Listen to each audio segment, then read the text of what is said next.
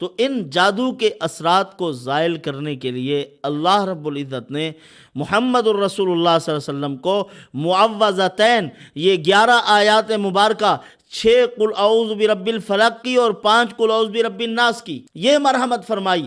ان کے بارے میں علماء نے لکھا ہے یہ مکمل ویکسین ہے جنات اور جادو سے متاثر افراد کے لیے۔ اللہ رب العزت اس کی برکت سے تمہارے جسم کے روئیں سے، رگ و ریشہ سے جنات اور جادو کے اثرات زائل کر دیں گے۔ ہر وہ جادو جو پلایا گیا یا کھلایا گیا، ان کے اثرات ان صورت مبارکہ کو پانی پر دم کر کے پینے سے زائل ہوتے ہیں۔ بسم اللہ الرحمن الرحیم، اللہم یا رحمان یا رحیم و یا ارحم الراحمین وصلی علی من ارسلتہ رحمتا للعالمین۔ نہایت ہی واجب الاحترام بزرگان محترم، برادران عزیز، آج ہم آپ کے سامنے جادو اور جنات کے متعلق اہم ترین گفتگو کرنے جا رہے ہیں۔ برادران عزیز، جنات کے متعلق بہت سی آیات مبارکہ قرآن مقدس کی ایسی ہیں جن کے بارے میں ہے کہ وہ جنات کو جلا کر راکھ کر دینے والی ہیں، لیکن یہاں سوچنے کی بات یہ ہے، اور اہل باطل کا اعتراض بھی ہے، اشکال بھی ہے۔ وہ کہتے ہیں کہ اگر جنات آگ سے پیدا کیے گئے ہیں تو پھر ان کا آگ میں جلنا کیسا؟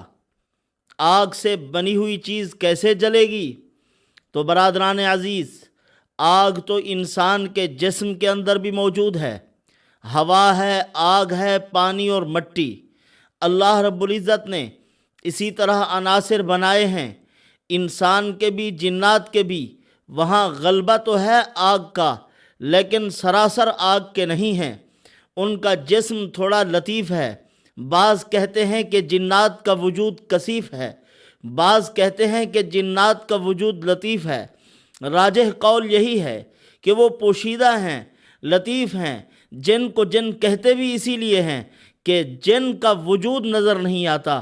جن ایک پوشیدہ چیز کو کہا جاتا ہے، چھپی ہوئی چیز کو کہا جاتا ہے، اسی لیے جن کو جن کہا جاتا ہے کہ وہ نظر نہیں آتا۔ تو برادران عزیز، جنات کے متعلق یہ ہے کہ ان کے اثرات کو زائل کیسے کیا جائے۔ اگر کسی پر جنات کے اثرات ہو جائیں، شیاطینی اثرات آ جائیں اور اسی طرح جادو کا اثر پڑ جائے، ان کی ویکسین کیا ہے؟ ان کے اثرات کو کیسے زائل کیا جائے؟ زہر کے اثرات کو زائل کیا جا سکتا ہے۔ اگر وقت پر آدمی پہنچ جائے، سانپ کے کاٹے کا بھی علاج ہو سکتا ہے۔ اگر کتا کاٹ جائے، بولے کتے کا بھی علاج اور اس کی ویکسین ہے۔ تو اسی طرح یہ جو روحانی امراض چمٹے ہوئے ہوتے ہیں، ان کا کیا علاج ہوتا ہے؟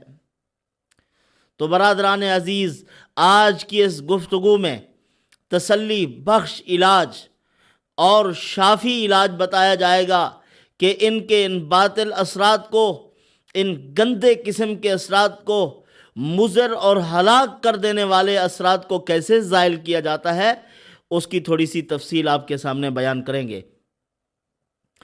شیطان تعداد میں تو بہت زیادہ ہیں، جنات تعداد میں انسان سے بہت زیادہ ہیں۔ علماء نے لکھا ہے کہ اگر ساری کائنات میں انسان اور جنات، ان کی پوری مجموعی تعداد جو ہے اس کو اگر لیا جائے اور ان کو الگ الگ کریں کہ جنات کتنے بنتے ہیں اور انسان کتنے بنتے ہیں، تو فرمایا پوری کائنات کی اس مخلوق کے آپ 10 حصے بنا لیں، ایک حصہ انسانوں کا ہے، 9 حصے جنات کے ہیں۔ اس قدر وافر مقدار میں ہے۔ یہ آدم علیہ السلام کی تخلیق سے 2000 سال پہلے یہ جنات پیدا ہوئے تھے، اور جنات کی اکثر لڑائی رہتی تھی فرشتوں کے ساتھ۔ ابتداً فرشتے تھے اور جنات تھے، اور ان کی لڑائی رہتی۔ اس کے متعلق بھی ایک بھاری سوال ہے کہ یہ شیطان آسمانوں پہ کیسے پہنچا ہے اور پھر یہ فرشتوں میں کیسے مل گیا؟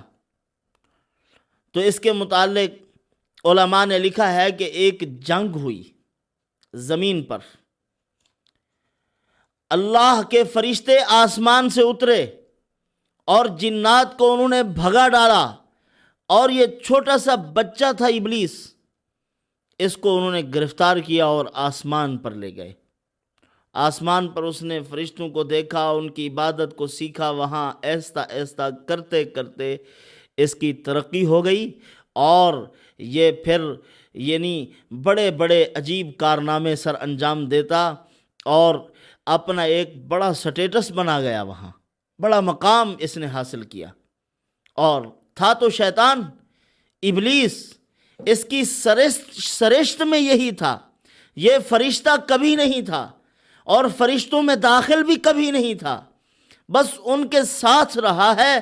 فرشتوں کے جو اثرات و برکات عبادات کے جو پڑھتے تھے، اس پر بھی پڑھتے رہے، تو یہ اپنے آپ کو فرشتوں سے بھی بڑھ کر سمجھنے لگا۔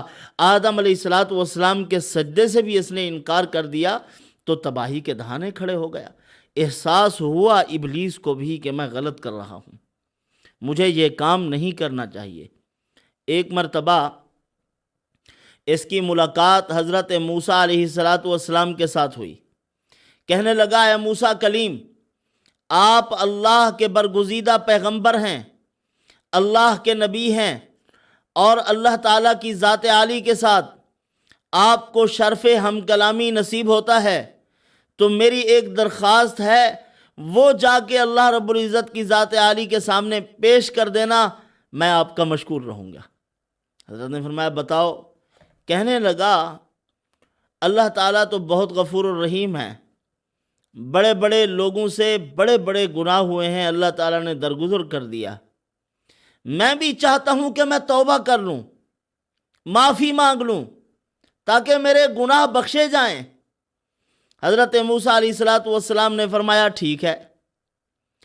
اب حضرت موسیٰ علیہ السلام جب اللہ رب العزت کی ذات عالی کے ساتھ ملاقات کرنے کے لیے گئے، جب وہاں پہنچے تو عرض کیا، اے پروردگار، ابلیس مردود کو احساس ہو رہا ہے، وہ توبہ کرنا چاہتا ہے، آپ کرم نوازی فرمائیں، مہربانی فرمائیں، اس کی توبہ کو قبول کر لیں۔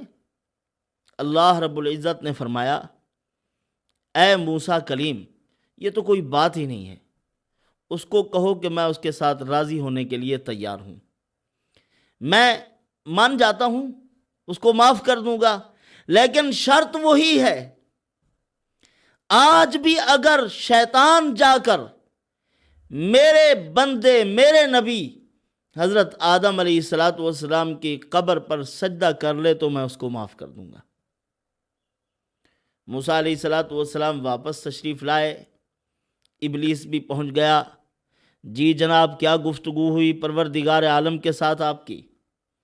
حضرت موسیٰ علیہ السلام نے فرمایا، آپ کی درخواست تو اللہ تعالیٰ نے قبول کر لی۔ اللہ تعالیٰ فرماتے ہیں، آج بھی اگر تو سجدہ کر لے آدم علیہ السلام کی قبر پر تو میں معاف کر دوں گا۔ تو وہ کہنے لگا، جناب، جب ان کے جیتے جاگتے میں نے ان کو سجدہ نہیں کیا تھا، ان کے دنیا سے رخصت ہو جانے کے بعد میں مردے کو سجدہ کرتا ہوں، میں کسی قبر کے سامنے جھکوں، یہ قطعاً نہیں ہو سکتا۔ یعنی مغروریت دیکھیں، اس کا تکبر دیکھیں، اپنی بات پہ اڑا ہوا ہے کہ جناب یہ سمجھوتا نہیں ہو سکتا کہ میں آدم علیہ السلام کی قبر پہ سجدہ کر لوں۔ تو پھر اس نے کہا کہ حضرت، اب آپ کا میرے اوپر احسان ہے، آپ نے اللہ تعالیٰ سے میری درخواست کی ہے، تو آپ کے اس احسان کا بدلہ دے دیتا ہوں۔ حضرت نے فرمایا بتائیے۔ کہنے لگا کہ جب جہاد کے میدان میں بندہ جاتا ہے تو میں وساوس ڈالتا ہوں کہ یہ اس میدان سے بھاگ جائے، اس وقت میں حملے کرتا رہتا ہوں۔ دوسرا یہ ہے کہ جب بندہ کوئی نیکی کا ارادہ کر لیتا ہے تو فوراً میں اس کو بھلوانے کی کوشش کرتا ہوں کہ کسی طریقے سے اس کو بات بھول جائے، یہ نیکی کا کام اس کے حصے میں ہی نہ آئے۔ اور تیسرا کام فرمایا، جب کسی غیر محرم عورت کے ساتھ مرد بیٹھتا ہے تو میں قاصد بن کے بیٹھتا ہوں، اس کی بات اس کو لگاتا ہوں، اس کی بات ان کے درمیان شہوانی خیالات پیدا کرتا ہوں، زنا تک نوبت پہنچ جاتی ہے۔ یہ ہے ابلیس کی کارگزاری۔ عجیب طریقے سے لوگوں کو گمراہ کرنے کی کوشش کرتا ہے شیطان۔ ہاں، اس نے قارون کو کیسے گمراہ کیا؟ قارون بہت بڑا عبادت گزار شخص تھا، تباہ ہوا، زمین میں دھنس گیا، آج تک دھنستا جا رہا ہے۔ یہ لوگوں کی جماعتوں سے، لوگوں سے ہٹ کٹ کر پہاڑ پر چڑھ گیا، وہیں اللہ کی عبادت میں مصروف رہتا تھا۔ قارون عبادت کر رہا تھا، شیطان نے سوچا کہ اس کو کیسے گمراہ کروں۔ شیطان بھی پہاڑ پر چڑھ گیا، وہاں پہنچ کر عبادت میں مصروف ہو گیا۔ اب قارون کچھ کم عبادت کرتا تھا، شیطان اس سے بڑھ کر عبادت کرتا تھا۔ لمبی نمازیں، لمبے روزے، وہ افطار کر لیتا، شیطان افطار ہی نہ کرتا۔ کیا افطار کرتا وہ بدبخت؟ اب اس نے جب اپنی عبادت دکھائی تو قارون بھی مرعوب ہو گیا۔ اس نے کہا یار یہ تو کوئی اور عبادت گزار ہے، یہ معلوم نہیں ہے، یہ تو اور بڑھ کر بے غیرت آدمی ہے، جو ایسا بدبخت ہے جس نے ستیہ ناش پھیر دیا اس کو متاثر کر لیا۔ کچھ عرصے کے بعد بات چیت شروع ہو گئی ان میں، تو شیطان کہنے لگا ارے قارون یہاں پڑا ہے، کیا فائدہ ایسی عبادت کا، چلو نا ذرا زمین پہ لوگوں کے جنازوں میں شریک ہو جاؤ، ان کے دکھ سکھ میں شریک ہو جاؤ، یہ کیا تم کام کر رہے ہو؟ عجیب قسم کے شخص ہو تم۔ ان کی یعنی اپنا امت میں حضرت موسیٰ علیہ السلام کی قوم میں یا عیسیٰ علیہ السلام کی قوم میں رہبانیت جائز تھی، اسلام میں ناجائز ہے۔ لا رہبانیت فی الاسلام، اسلام کو ایسی عبادت کی کوئی ضرورت نہیں کہ تمہارا بازار سے کوئی تعلق نہ ہو، بالکل ہٹ کٹ کر ایک طرف ہو جاؤ۔ اسلام اس کو قبول نہیں کرتا، زاویہ نگاہ بدلو، تمہاری دنیا کو اللہ دین بنا دیں گے۔ اب قارون نے کہا یار مشورہ تو بڑا اچھا دے رہا ہے، چلنا چاہیے نیچے۔ اب وہ آیا تو شیطان نے اس کو مشورہ دیا کہ دیکھو یوں کرتے ہیں، ہفتے میں ایک دن کام کر لیں گے اور باقی سارا ہفتہ عبادت کریں گے۔ اس نے کہا ٹھیک ہے۔ اب ایسا ہی ہونے لگا، لوگ پھر آنے لگے دھڑا دھڑ، ان کو ہدیے دینے لگے، ان کو تحفے دینے لگے، کھانے پینے کی چیزیں دینے لگے کہ بڑے عبادت گزار ہیں، ایک دن کام کرنے کے لیے آتے ہیں، باقی سارا ہفتہ اللہ کی عبادت میں مصروف رہتے ہیں۔ تو پھر شیطان نے اس کو کہا کہ جناب آپ تو لوگوں پر بوجھ بن کے بیٹھ گئے ہیں، ہفتے میں ایک دن کام کرتے ہیں، باقی سارا ہفتہ بنی اسرائیلیوں کو تکلیف ہوتی ہے، وہ آپ کو کھانا دیتے ہیں، وہ آپ کو پانی دیتے ہیں، وہ آپ کی خدمت سیوا میں لگے رہتے ہیں، تو یہ تو کوئی اچھا کام نہ ہوا، ہم تو بوجھ بن کے بیٹھ گئے ہیں لوگوں پر۔ اب ایک دن تجارت کرنی چاہیے، ایک دن عبادت کرنی چاہیے۔ تو اس نے کہا جناب ٹھیک ہے۔ اب وہ ایک دن تجارت کرنے کے لیے گیا، ایک دن تجارت کرتا، ایک دن عبادت۔ اب شیطان مردود نے اس کے سامنے خزانے پیش کرنے شروع کر دیے، اس کو ایک خالصتاً دنیا دار بنایا، ایسا دنیا دار بنایا کہ وقت کے پیغمبر کی بات بھی اس پر اثر نہ کرے۔ موسیٰ علیہ السلام اس کے استاد تھے، تورات پہ عمل کرتا تھا، وہ نبی تھے، وہ امتی تھا، اس کے باوجود کہنے لگا انما اوتیتہ علی علم عندی، میرے پاس علم ہے، میرے پاس ہنر ہے، مجھے تو اللہ نے علم و ہنر کی وجہ سے دولت عطا کی ہے، تیری وجہ سے تو کچھ نہیں ملا مجھے، میں کیوں زکوٰۃ ادا کروں، کیوں عشر دوں؟ احسن کما احسن اللہ الیک، انہوں نے فرمایا جس طرح اللہ تعالیٰ نے تجھے دولت دی ہے تو بھی خدا کے راستے میں خرچ کر۔ اس نے کہا نہیں بابا یہ بات مجھے سمجھ میں نہ آوے۔ اس نے کچھ بھی نہ کیا، حتیٰ کہ اس مردود نے اس کو تباہی کے دہانے کھڑا کیا، اور وہی ہے جو زمین میں دھنستا جا رہا ہے۔ خزانے اس کے ساتھ، اس کی پوری جو کچھ تھی جمع پونجی ساری اللہ نے اس کے سر پر رکھ کر اس کو تباہ کر دیا، زمین میں دھنسا دیا ہے۔ تو اس طریقے سے اس مردود نے اس کو گمراہ کیا، آہستہ آہستہ اپنے نورانی داؤ استعمال کرتا ہے، بڑے بڑے لوگوں کو گمراہ کر کے آ جاتا ہے۔ تو اس کی چالوں سے بچنے کے لیے اولیاء اللہ کی صحبت ضروری ہے۔ اور اسی طرح جس پہ یہ حملہ کریں، تعداد میں تو بہت زیادہ ہیں، اور تعداد ان کی کیسے بنی، کیا میاں بیوی کی طرح کا تعلق ہے؟ بعض حضرات تو کہتے ہیں کہ ایسا ہی معاملہ ہے ان کا، ان کے ازدواجی تعلقات ہوتے ہیں، نکاح ہوتے ہیں۔ سب سے پہلے شیطان نے انڈے دیے تھے، 5 انڈے نکلے، ساری کائنات میں بکھرے ہوئے جنات یہ انہی انڈوں سے پیدا ہوئے ہیں، اور ان انڈوں سے نکلنے والے جتنے شیاطین تھے، جنات تھے، ان کے الگ الگ کام ذمہ لگائے گئے کہ تم نے یہ کرنا ہے، تم نے یہ کرنا ہے، تم نے یہ سب کے کام تقسیم کر دیے۔ تو اس طرح کا یہ کارگریاں کرتا ہے اور لوگوں کو گمراہ کرنے کی کوشش کرتا ہے، پوری روئے زمین پر بکھرے ہوئے ہیں۔ اور جب اس نے آدم علیہ السلام سے غلطی کروانے کی کوشش کی، شجر ممنوع کہ آدم علیہ السلام کھائیں، جس کے بارے میں اللہ نے ان کو منع کر دیا تھا کہ اس کے قریب نہیں جانا، اگر اس کو کھاؤ گے تو پھر جنت سے باہر جانا پڑے گا۔ یہ شیطان جنت میں داخل کیسے ہوا؟ اور نبی پر تو بس نہیں چلتا ابلیس کا، وہ کیسے ان پر اس کی سازش کامیاب ہوئی؟ کیا طریقہ اختیار کیا اس نے سب سے پہلے یہ تدبیر اختیار کی کہ کسی جانور کے ساتھ جنت میں داخل ہو جائے اور وہاں جا کر اماں حوا کے ذریعے سے غلطی کا اقدام کروائے۔ اس نے جتنی جانور تھے سب کو کہا کہ کون میری امداد کرے گا اس معاملے میں، تو سانپ نے اس کا تعاون کیا۔ اسی لیے حضرت عبداللہ ابن عباس رضی اللہ عنہ فرماتے ہیں یہ مردود ہے، اس نے آدم علیہ السلام کو جنت سے نکلوانے میں معاونت کی ہے، اور اسی لیے اس کو موذی قرار دیا گیا ہے۔ جب بھی جہاں کہیں یہ سانپ ملے اس کو قتل کر دو۔ اس وقت اس کی ٹانگیں بھی تھی اور یہ کپڑے بھی پہنتا تھا سانپ، اس کے دانتوں میں بیٹھ کے جنت میں داخل ہوا یہ مردود، اس نے تعاون کیا، کہا کہ میں آپ کے ساتھ ہوں۔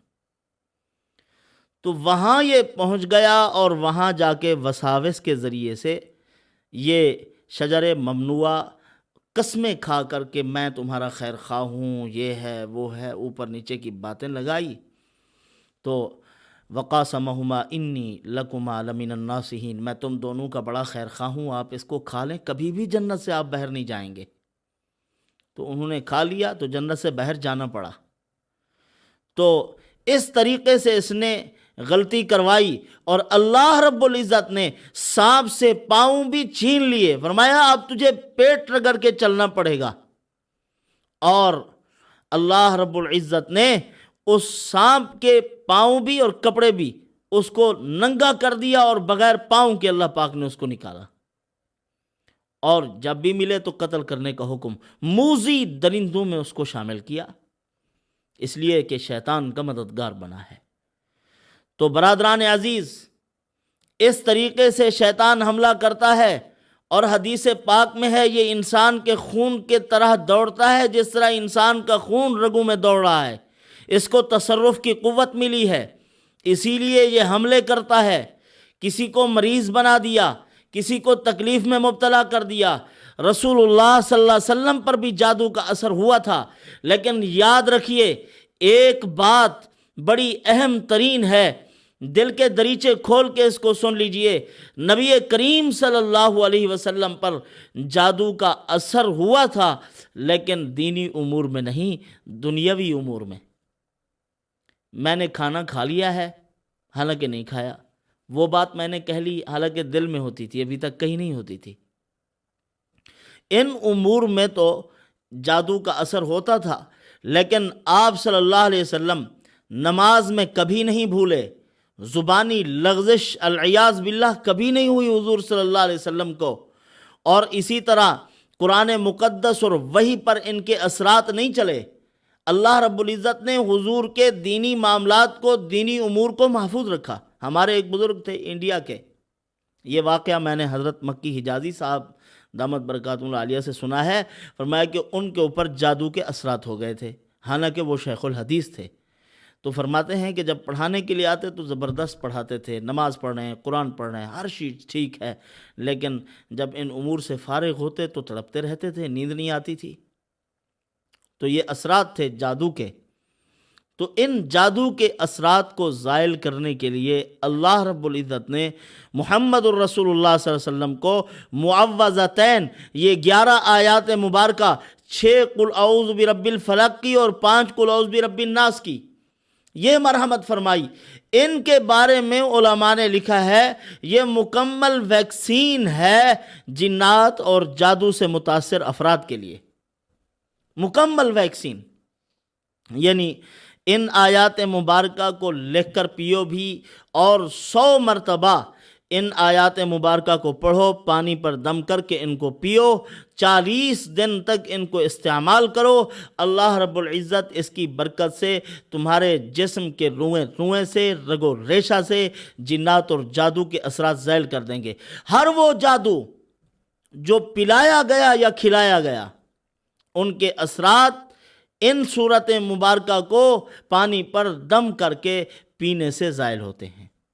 ان مبارک صورتوں کو پڑھو جو کھانے کے ساتھ کھلا دیا گیا ہے یا پانی کے ساتھ پلا دیا گیا یا کوئی مشروب بنا کر اس ایسے آدمی کو پلا دیا گیا، تو ان کو چاہیے کہ ان مبارک صورتوں کو پڑھ کر 100 مرتبہ دم کریں پانی پر اور پئیں۔ انشاءاللہ العزیز اللہ پاک ہر قسم کے جادو سے حفاظت فرمائے۔ جادو کی اقسام ہیں، جادو کی اتنی ہی اقسام ہیں جتنی دنیا میں جادوگر ہیں، تو ان تمام جادوگروں کے جادو سے اللہ پاک محفوظ فرمائیں گے۔ تو بہرحال اللہ پاک ان معروضات پہ عمل کی توفیق عطا فرمائے۔ وما علینا الا البلاغ۔